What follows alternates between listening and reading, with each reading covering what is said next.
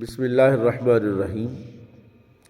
کل ایک مولوی صاحب کا کلپ میں نے سنا وفات عیسیٰ کے بارے میں کہ سیدنا عیسیٰ علیہ السلام کی وفات کا تذکرہ قرآن کریم میں ہے، اور آسمانوں پر اٹھائے جانے اور دوبارہ واپس دنیا میں تشریف لانے کا تذکرہ قرآن پاک میں کہیں نہیں ہے۔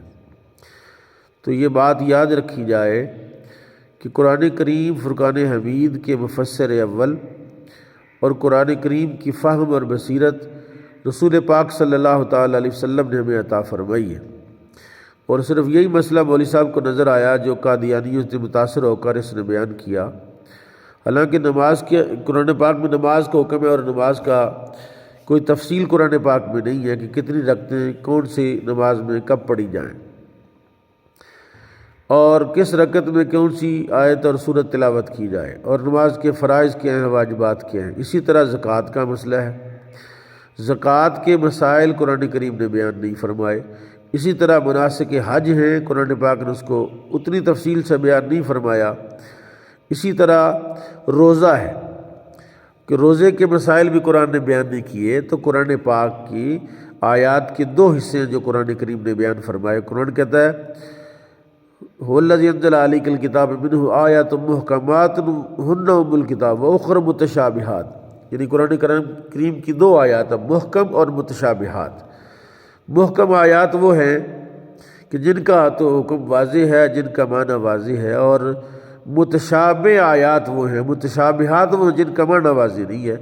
خود ہی قرآن کہتا ہے فَأَمَّا الَّذِينَ فِي قُلُوبِهِمْ زَيْغٌ، جن کے دلوں میں زیغ ہے وہ متشابہات کے پیچھے پڑتے ہیں۔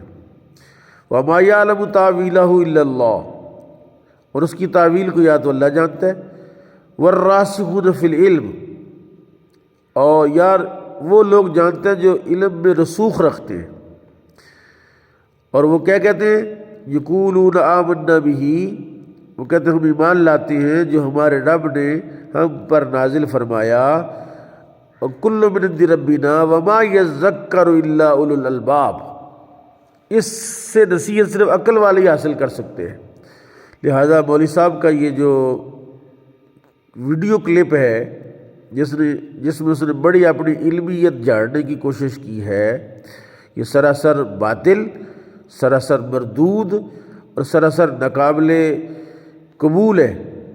اور آج کل اس طرح کے فتنے اکثر ہم دیکھ رہے ہیں جن کو اس بات کا ادراک ہی نہیں ہے کہ وحی دو قسم کے، وحی مطلوب ہے اور وحی غیر مطلوب ہے، اور وحی غیر مطلوب جو ہے وہ فرمان مصطفیٰ صلی اللہ علیہ وسلم ہے، اور ہمیں اس کو سمجھنے کی ضرورت ہے، ہمیں اس کے فہم کی ضرورت ہے، ہمیں اس کے فہم کے لیے کسی صاحب نظر اور صاحب علم کے پاس بیٹھنے کی ضرورت ہے۔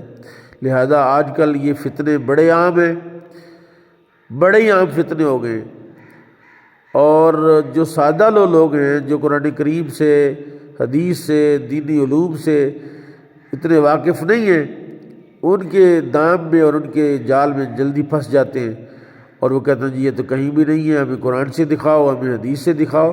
حالانکہ قرآن و حدیث کا فہم جو ہے وہ کسی صاحب قرآن و حدیث کے پاس بیٹھنا پڑے گا۔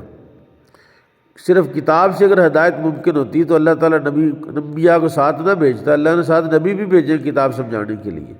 اور جو کتاب کو تو مانے لیکن صاحب کتاب کو نہ مانے، اور یہ سمجھے کہ کسی صاحب کتاب کی ضرورت نہیں ہے، تو یہ وہ جاہل ہے، اور ایسے بندے کی گفتگو سننا، ایسے بندے کی باتوں پر یقین کرنا، یہ جاہلوں کا طریقہ ہے۔ اللہ تعالیٰ ہمیں ایسے ہر فتنے سے محفوظ فرمائے۔